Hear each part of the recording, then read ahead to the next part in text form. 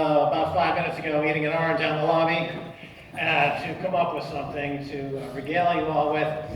I've been listening to the speakers today, and there's a lot of conversation about bankers are crooks, bankers are fraudulent, they commit all these horrible things, they are derivative wielders, but there's not much information on the ground in terms of how actual banking corruption or banking fraud takes place.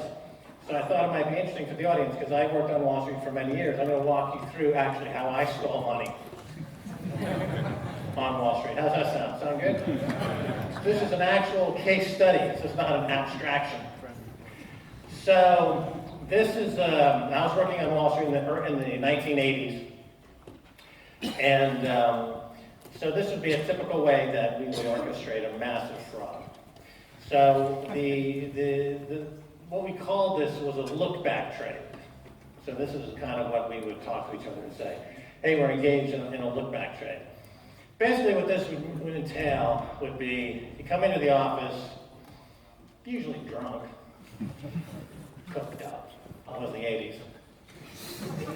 And you have to understand that Wall Street at that time, when I started on Wall Street, there had been a bear market for 16 years. It was very difficult to make money on Wall Street. The office was half empty. Brokers there were working nights as teachers and taxi drivers. It was considered to be a crap job to be a stockbroker at that time, because the market had gone down for 16 straight years. It was like a wasteland. It was a graveyard. So then, as a 22-year-old, when I started working at Payne Weber, which is now owned by UBS, but you went from the party atmosphere of college into this boardroom of a brokerage firm right at the moment of the biggest bull market in history's birth. So suddenly the market, which was not even above 1,000 on the Dow Jones, it had struggled to get over 1,000 for a decade. Suddenly it started that move from 800 or 900 on the Dow Jones to the 18,000 where it's been recently. And that's been the history of this enormous, incredible bull market that has just fundamentally changed society in a huge way. But back in the early 1980s, it was still a new thing, and so the job was to take every bad behavior I had as a college student and to transport that into my new job as a stockbroker. So basically, the party just was accelerated by making, I think the year before I had a part-time job as a proofreader at a rubber stamp factory. And then I first year on Payne Weber, I think I cleared $250,000. And that was having absolutely no knowledge whatsoever from a stock or a bond, I had absolutely no idea. But there was just so much money that flooded in that a rhesus monkey could do well. But there was a lot of interesting tricks. So the look-back trade was basically, you come in and you find stocks that have a very high beta, that are very volatile, that are whipsawing in price. And when you see that kind of action, it means that the options market, and the options market rides on top of the stock market, if you will. You see a lot of volatility in the options market as well. So you come in and basically you buy 100 to 200 options on a really high beta, high volatility stock. Then you go to lunch. You come back from lunch and you're sitting on either a really big profit or a really big loss. The key is that when you put that trade on initially, is you don't give the account number. So there's collusion with the options trader down on the floor. There's also collusion with the compliance officer, who gets the biggest Christmas bonus every year, by the way, of any brokerage firm. The compliance officer is the one with the big fruit basket at the end of the year, because you've got to grease his palm pretty liberally. And so you don't give that account number when you put that trade on. You come back from lunch, now you're sitting there with either a huge loss or a huge gain. Now, if it's a huge gain, obviously it's easy to place a huge gain. You simply call a client and say, I've got a huge gain, I want to dump into your account, wink, wink, you owe me the kickback. And the client, of course, says, yeah, okay, that's cool. The usual then. Now, if it's a huge loss, it's also quite valuable, because every corporation at the end of the quarter is looking for tax losses to minimize their taxes for the quarter. And this is called corporate services. So you call up the compliance guy at that company, huge company, big company, she just said, hey man, I've got this, $5 million loss I need to play somewhere. And they said, great, I'll put it in my account. Therefore, their tax have been diminished. Of course, it's a huge kickback. And so that's look-back trade. And of course, the commissions on this are huge. So you can do this all day long. You can make hundreds of thousands of dollars in commissions a week, every week doing this. It's pretty easy. That's an actual fraud. So when the people say on Wall Street, they say there are derivatives, there's all these different, they go into very arcane descriptions of how to defraud people. And I just thought it would be interesting for folks to know how a retail stockbroker, in a simple way, commits a fairly simple fraud. I'm going to tie that into the bigger concept of reinventing money, because I worked in pre-sales at Capitol Films. We used to sell films. As Simon was on his chart there, he was talking about that's where crowdfunding started, in pre-selling films, which is what I used to do. And we made one of the films we financed was Rogue Trader, about Nick Leeson and how he took down Barron's Bank through what sounds like a look-back trade gone horribly wrong. And I wanted to, however, talk to you about the Hollywood dollar, because this is a money that you invented. It actually had a fiat exchange rate with the US dollar. So why don't you talk about that, and then we'll go into Bitcoin and crowdfunding, but talk about inventing this, monetizing Hollywood celebrity or buzz, and how you came about inventing the Hollywood dollar and the Hollywood Stock Exchange and bonds and star bonds. Yeah, because this is also, the technology you created there is still used today by the likes of Blackstone and JP Morgan to price derivatives on otherwise intangible things, i.e. not oil, not pork bellies, whatever. So they use that technology to price. It's patented technology. Patent number 5750176, if you want to look that up. The U.S. Patent Office for a virtual specialist. So you invented this in 1994, 1996. Yeah, okay. So tell us. So yeah, it's a virtual trading system for trading virtual securities with a virtual currency on a virtual market. And yet it has since become the basis for what we call media derivatives or the advanced derivatives trading. They all reference this patent and this technology. But in 1990, I kind of retired from my Wall Street job. So I went from 83 to 1990. And then it got so boring just ripping people off all day. There's no skill to it, that I took off and I went to live with friends and have some fun. So I spent about 5 years with friends. And just kicking about, having fun. And then my friend, who had since become a big shot in Hollywood, visited me, and he bought an idea for a screenplay, a treatment for a screenplay that he sold to Harvey Weinstein at Miramax. And so he said, why don't you come to LA and produce this film? So I went to LA, and they put that film in a turnaround, which means that they essentially abandoned the film. And I had nothing to do, so I went back to my old Wall Street buddy, and I said, this town, Los Angeles, is the boringest town in the world, and nobody knows anything about it. I try to talk about the stock market, and everyone's just like, money. So I said, why don't we create a Hollywood Stock Exchange? It's just based on box office revenues. We'll make movies, the stocks, will make the stars, the bonds. And he said, okay, that's great. We put up $500,000, and I went to an integrator called Cambridge Technology Partners, and they eventually spent over $40 million on this project. But we started off with $500,000. This was before Web 2.0. Well, before Web 2.0, you could just click and snap and post, and you just take stuff off the shelf and create, that environment. We had to create software from scratch.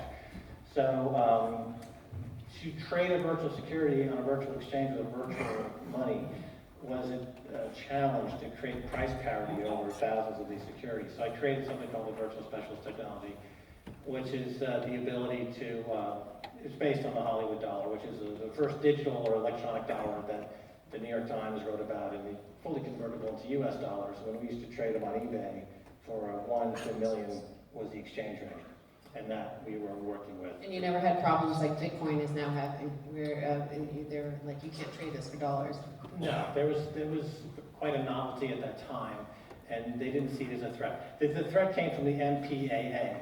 That was felt threatened by the idea that we were controlling the marketing window of the movie industry, because the movie industry was all based on the opening weekend's box office grosses that they spend all the, if a movie costs $100 million to make, they spend $100 million on marketing. And they try to get that opening window of first 3 days of opening to be big, and then that is ancillary markets, TV, cable, foreign. So the 100 million or that huge marketing budget is all based on hype and perception. So the Hollywood Stock Exchange was saying, well, that next Tom Cruise movie that opens up in a year is actually worth, based on this market, it's going to have a $90 million domestic run, which would be a disappointment for the studio based on the market. And so the studios quickly figured out that this was going to eat their lunch, and they eventually got on the board, and they dismantled the company, and we got into huge protracted, problems, and they basically pulled the plug on that. The same way that they did with Kim.com in New Zealand. So basically you invented a stock market that had more volume than the It was the leading New York Stock volume exchange in the world. And it was because of this, because I knew you had created the Hollywood dollar, that when John Matonis reached out to me in late 2010, early 2011, saying he was going to be in Paris where we made Kaiser report. And he said, he was explaining about this thing called Bitcoin, and all I could figure out was that it was a digital currency. So I said, Max, we're having this guest on who's going to talk about a new digital currency, and you know about digital currency. But when you did the interview, you saw the process of discovery, that you were like, this isn't... Yeah, at first I thought it was just another kind of rip-off of my technology, as there have been many. But like the policy analysis market by John Poindexter in Washington created the terror futures market. Another market in Ireland called InTrade was ex-HSX employees ripping me off again, unaccredited, and a few other rip-offs. And I thought, oh, this sounds like another rip-off. But then during the interview, the whole beauty of cryptocurrency dawned. Because the thing about a virtual currency is that it's a surrogate for fiat. It's a fiat surrogate, whereas crypto is a surrogate for gold. It truly is. It's an actual surrogate for gold, and that is remarkable. And so it is such a beautiful. The ideas behind it are actually aesthetically stunning. And a lot of people who got into the first year of Bitcoin actually had mental breakdowns. It was so beautiful. It was like you're seeing, some of the most remarkable art ever for the first time. And if you talk to those people at those early years, they had their eyes were, bug-eyed. One being Charlie Shrem, who I believe is completely and unfairly treated by in this industry, regulators, etc. But he was somebody who was knocked out by the beauty of it. And it is one of the most beautifully architected man-made creations in history. And that's become, I think, more and more clear. But during the John Matonis interview, yes, I realized that this was something... And well, just like when you created something which, on the surface, like Hollywood Stock Exchange, seemed like a game. People used to say it was a game, Yep. but you said it was deadly serious. It was like a real market. And when we aired that interview with John Matonis, the reaction was very surprisingly negative. There was a very violent reaction mostly from gold bugs, I might say, but there was a huge reaction against it, which only encouraged us to research it more to see what people were so afraid of. The gold bugs and the libertarians at first hated it. Now they all love it. Now they realize it's all... Except for Professor Paqueta, who doesn't like Bitcoin. We'll try to get it. But they've kind of come around. And there was a hugely negative reaction to it across all, especially in a place like Britain, where there are, the British are... Property. Well, they're property speculators, and they're essentially subjects of the Queen. They're not free in the sense. Well, that's what you do notice from a lot of things online, is like people prefer to be subjects wherever they are. They don't even need to be living under a monarchy. They prefer like a top-down approach. They prefer J.P. Morgan to control. It's a lot easier to be in prison, to be a slave. Yeah. And this is the thing. But then we now, with Hollywood Stock Exchange, part of your patent actually talks about basically what Kickstarter became. You were talking about pre-selling the ticket, pre-selling it and financing Well, this projects is- yes, this way. This So is the original business plan. combines them all back into. Let's get 1 million users and then sell them a ticket in advance to fund the movie. So, that was the business plan I submitted. But the MPA was not having anything to do with that. They shut it down because it was too much of a threat to their marketing, their model, and the MPAA is the most powerful, one of the most powerful lobbies, second only to the defense industry in America. And you if you want to go to jail really fast, you would defy Chris Dodd and the Motion Picture Association of America, as Kim Duff calls it. The MBA got the futures market. Remember, so Cantor Fitzgerald bought Hollywood Stock Exchange, bought the technology, and they tried to launch a real futures market out of Chicago, and it got shut down. Yeah, they spent $20 million. They were going to do a cash market, launch it in Chicago. And at the 11th hour, Chris Dodd, who was then a senator as part of the Dodd-Frank bill, added into the legislation, outlawing box office futures became outlawed in America. Which is remarkable because they're allowing Bitcoin futures now via Chicago. Well, there's only industry in America that's protected in this way. That you cannot, every other industry in America has a futures business that can move the price. But the Hollywood industry is protected against the futures by this law. And then shortly thereafter, Chris Dodd was made the head of the MPAA. So more corruption there. And so they outlawed. But they did, interestingly enough, this became known as the prediction market industry after I created all this. And there was one called Hubdo by a guy named Eccles, I think? Nigel Eccles. And he had one called Hubdo, and it wasn't working. He then started something called FanDuel, which is now a $1 billion industry, $1 billion company, which is daily sports betting, fantasy betting. But there was an exemption in the Chris Dodd bill that carved out for sports. So and this guy was a former consultant, I think, at Booz Allen. Okay, Yeah, we have to the stories are throw just, this out to the audience, yeah, but Reinvent.Money, because I did get a lot of questions from the people when I was out there about how to go about reinventing. Thank you, question. Throw it out. Do you want to throw it, Max? Do I get to throw it? Oh, great. This is cool, man. Great to see way in the back. Way in the back. Way in the back. Put your hand up, baby. Put it up. Nobody wants up, man. Okay, here we go. Huh. Yeah! He never played baseball. I did. I used to be on the baseball team. I have a repetitive stress He's disorder a hot. from watching the price of my stocks collapse. It can't be that low. What? Is it working? Yeah, it's working. Great. Next, Stacey, huge fan of the show. I would like to say to you, my question is on the technical side of Bitcoin. I was wondering, Max, what's your take on the current block size debate that's engulfing the Bitcoin sphere? Oh yeah, well I was talking to Tony Galippi about this, who runs BitPay, and I'm in the camp that thinks it's basically non-event in many ways. I know that there's this conspiracy theory out there that there's the takeover, but I think the protocol will withstand this challenge, so I'm not overly excited by it. I don't understand enough about the whole. I know miners don't like it, so I think therefore it won't happen. Yeah, so, miners don't like it, but so I think it's a consensus protocol. So if there's no consensus to take it over, why mess with something? it was, I mean, I think that when Bitcoin first hit, all the real people in San Francisco, Silicon Valley, completely missed it. And it doesn't want to sound like they're not idiots. They came back and said, oh, Bitcoin sucks, but there's something called the blockchain.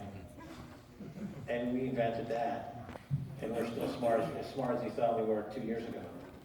But it's like saying, I love grilled cheese sandwiches, but I hate cheese. Right? So they're just talking out of their bodies. And there's a pendulum is swinging back to Bitcoin now, away from proprietary blockchain, idiocy, banking nonsense. It's cheap. Bitcoin's cheap at whatever it is, 213, it's cheap. You speak about your fraud that you committed as Yeah. if it was nothing. Yeah. I don't know much about your personal life. Did you suffer any consequences from that? Or No, the business model of Wall Street is fraud, and the business model is that we keep 90 cents of every fraud dollar we make. That's the stated model. It's the model that the former Attorney General of America said that Wall Street is beyond prosecution. We'll never prosecute Wall Street. They can do whatever they want. They've legalized criminality.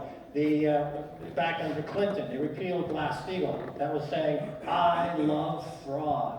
They turned the digital millennium, the Act of 2010, where they essentially made derivatives trading, which was formerly gambling. They said, no, this is actually investment. I forget the total name of this bill. That's like saying, we love fraud. The Wall Street is fraud, America is fraud, the world is fraud, banks are fraud, central banks are fraud. We live in an era of fraud. It's all based on fraud, and they get a percentage of the fraud. That's the business model. To suggest that there is any moral or ethical aspect to anything that's going on now is to be completely naive about the fact that we live in an era dominated by financial terrorists, jihadis of banking. They're here to kill you and themselves. They don't care because they're trained at madrasas called Princeton, Harvard, and Yale. They believe in an ideology, not the Quran, but Adam Smith, that they completely misread and interpret as something to justify their blowing themselves up. And the cost of terrorism is cheap. 9/11 only cost $500,000. The ability to borrow money and take over a company by borrowing money is zero. He's borrowing money at zero. He's taking all those jobs away. He's creating economic destruction because they're financial terrorists. And that's the era we live in today. Are you going to stop it? There's only one way to stop it. Raise interest rates right now. Make the cost of terrorism too high. Do it today. If you don't, you're a fucking terrorist. JL's a terrorist. New York Bank is a terrorist. The Central Bank of Japan is a terrorist. These are the real terrorists. Not the immigrants. Not the people dying in the water.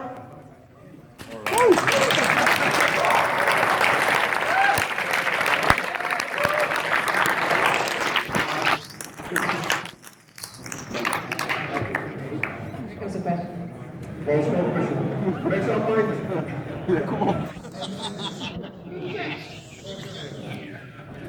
Yeah, I minded a few mixed coins at the time.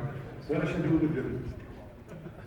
That was my invention. So what was going on?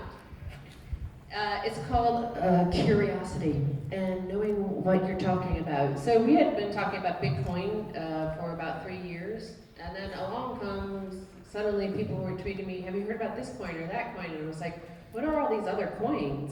And so we had done an episode about some of these altcoins coming up. And we were contacted by some students at the University of Bristol, where a well-known cryptographer teaches, and was their teacher, was their professor. And he said, I'll show you how to create a coin, and we'll do it live on television. So I was like, okay, show me. And it was actually, it was a rather longer process than I thought. There were many questions, how many coins you want in creation, what sort of algorithm, what sort of hashing, what sort of, all this stuff. So I went through the physical process myself, and anybody here can actually go and do it themselves to create your own coin. It doesn't mean anybody will use it, but create your own coin to see what the process was. So I wanted to show the audience the process of making a coin and what went into these altcoins and what differentiated one from the other. So it helped me as a non-coder and tech person to understand what was actually different between each of these altcoins. So Yeah. that was that process. So it helped me on mine. What's that? It helped me how to mine coins. It taught you how to mine. Yeah, but Well, that's Just keep just, them, you have to do it to figure out, you have to just do it to learn. That's the best way, I that's think. right. So I keep them in. Just keep them. Have you started mining other coins since? No. No. Or should I? That's Okay, interesting. fair enough. Next. Thank you. More questions? Thank you.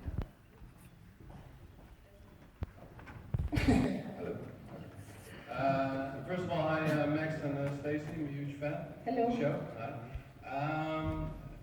When I look at regulators or even judges, when I see if they put on new legislation, like the Washington bill, it shows that they do not understand the technology but still they are able to put up legislations.